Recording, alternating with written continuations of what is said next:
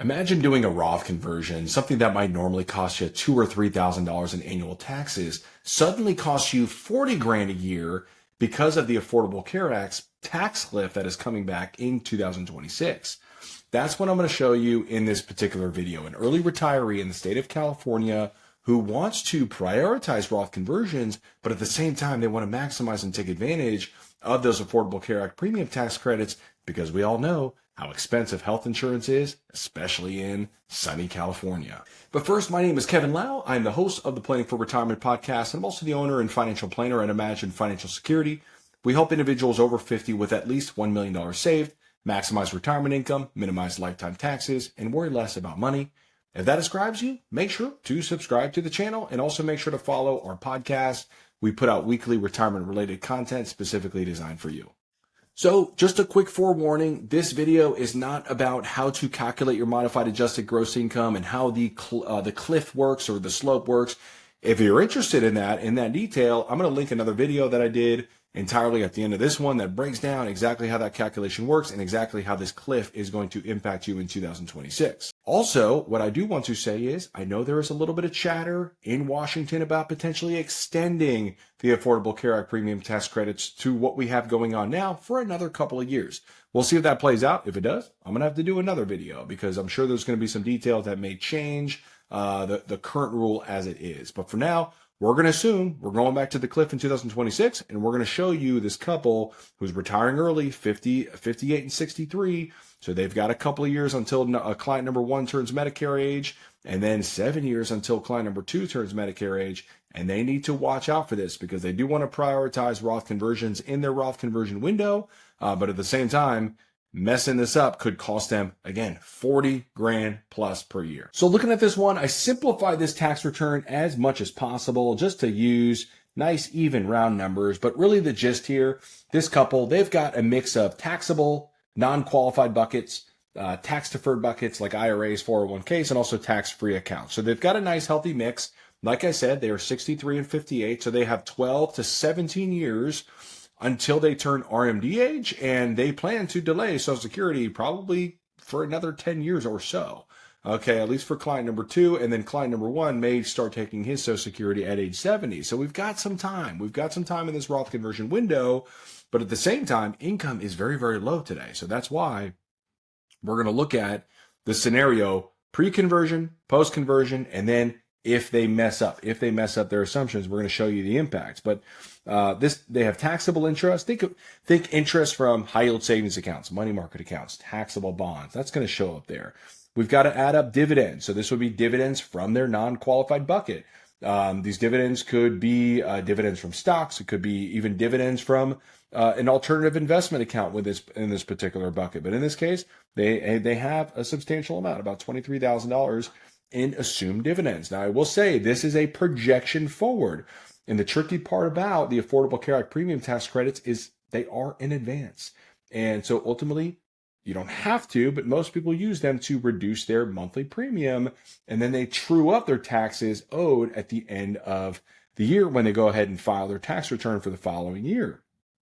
So if you get it wrong, that's a problem. That's why we're doing this video, to kind of show you what the issues are. And then ultimately, because of the cliff now the penalty of getting it wrong is much greater than it was from 2022 through 2025 because we've been enjoying this gradual slope is what we capital gains on here, 13,000. Now, this is not what they're taking out of their non-qualified account.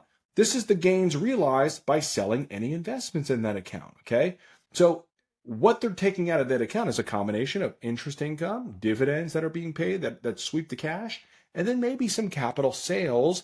However, some of the capital sales will happen from fixed income. So a return of their principal, return of their cost basis, and then some will happen from capital gains from selling an investment that has appreciated in value. And we'll focus in on long-term. We'll focus in on assets that they've held for longer than 12 months.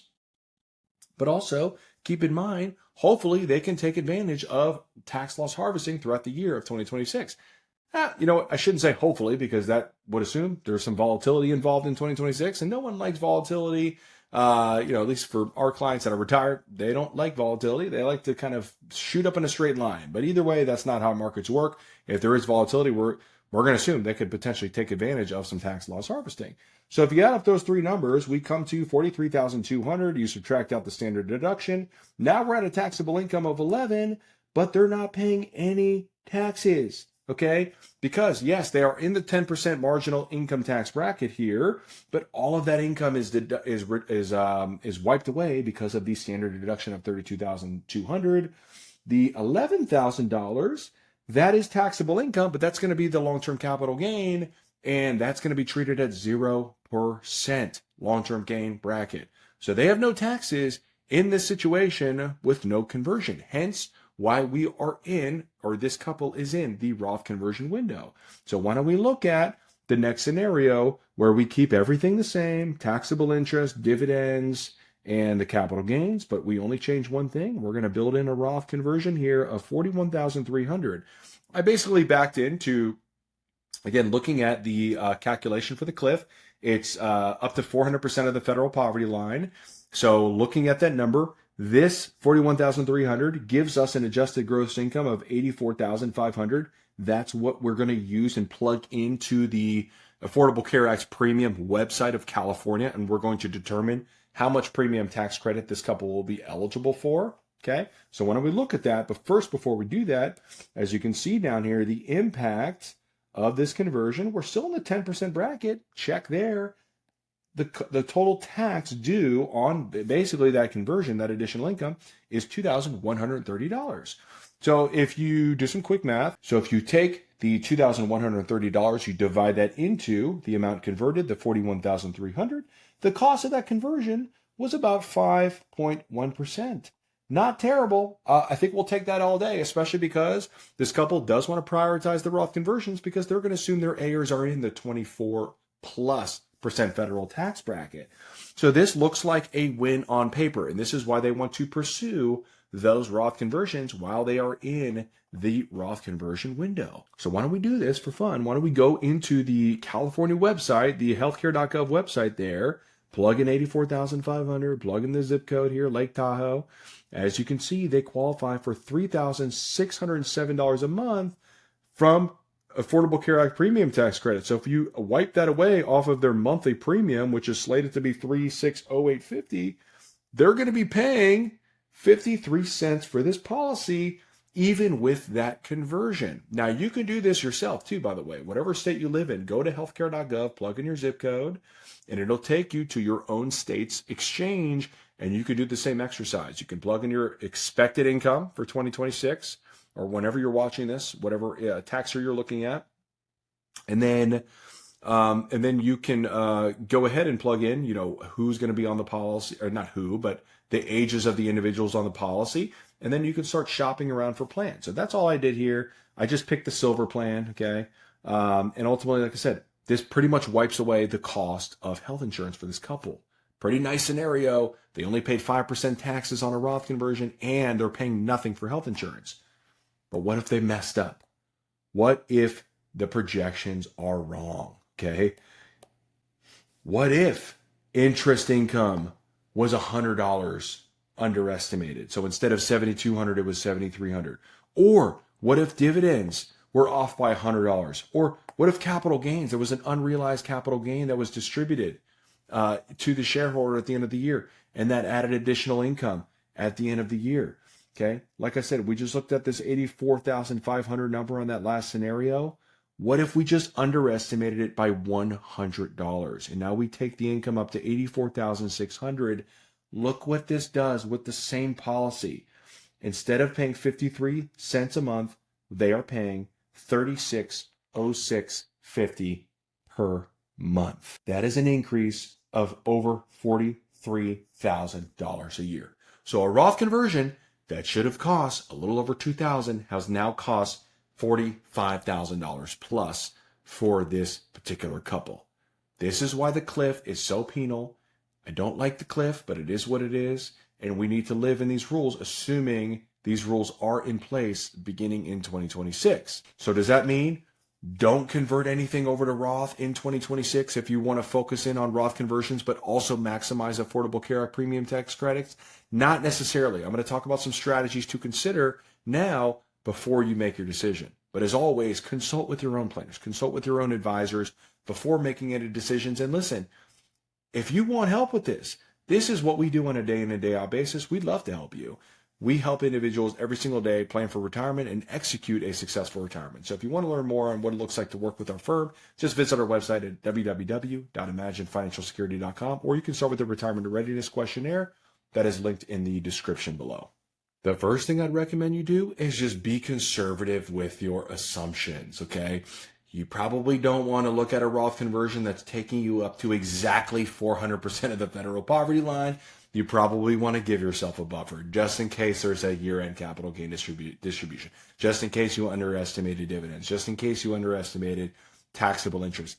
Give yourself a buffer so you don't have to worry about the claim. Number two, what I'd recommend is take advantage of tax loss harvesting, not only throughout the year, but over the years. Okay, this should not be a one and done type of thing. And this is something hopefully on an ongoing basis, you're adding funds. During your savings window, when you're in the accumulation phase, continue to add funds to your taxable account, because that'll provide opportunities to do the tax loss harvesting where you essentially, during periods of volatility, you turn an unrealized loss into a realized loss. Now you can use those unrealized losses to offset, or those now realized losses to offset realized gains in that particular year or in the future.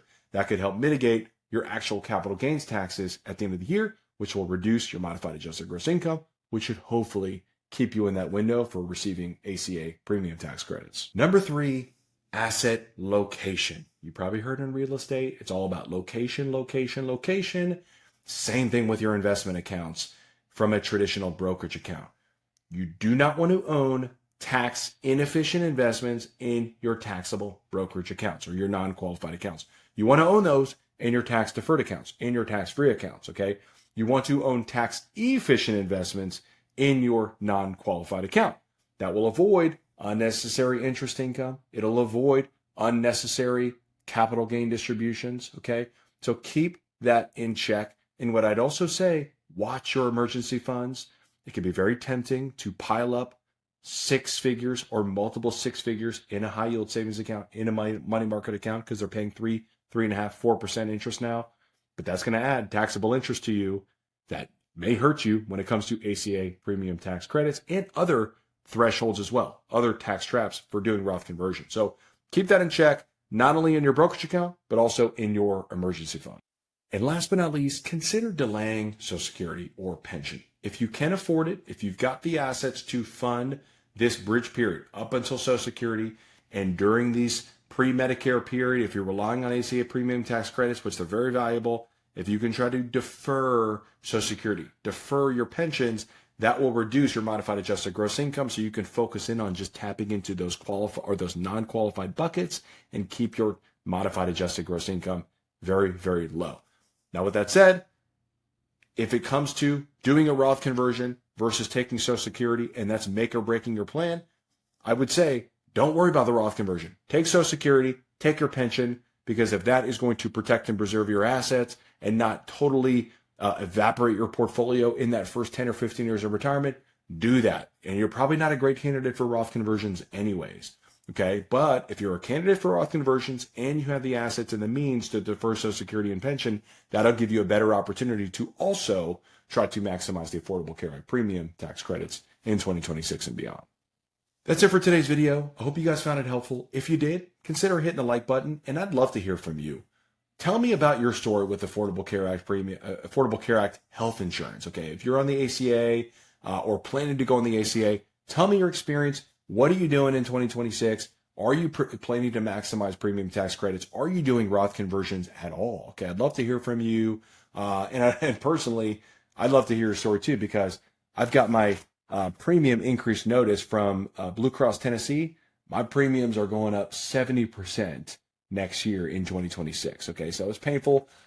This health insurance policy, if I choose to renew this one, which I'm not going to, this is more than my mortgage payment in Florida when I lived in Florida, which is insanity. Okay, so I don't know how people are doing it. Okay, we're fortunate. We've got the funds we can afford to pay this policy, but I'm probably not going to do it because it's not even a great policy to begin with. So don't know what to do. I'm at a little bit of a loss for health insurance. So if you're a health insurance expert and you can help me out, I would appreciate that. And especially if you work with folks in Tennessee, I would appreciate that. But anyways, love to hear from you around strategies on what you're doing to manage this Roth conversion window, but at the same time, the Affordable Care Act premium tax credits. And also make sure to listen to or watch the video that I'm going to link at the very end about how the modified adjusted gross income calculation works in general and how the cliff works in general.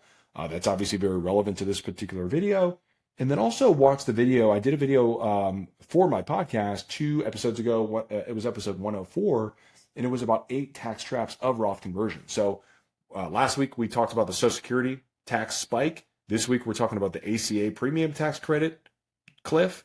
So those are 2, but there are other tax traps of Roth conversion. So you might want to navigate those and be aware of those if you are planning to do Roth conversions during your Roth conversion window.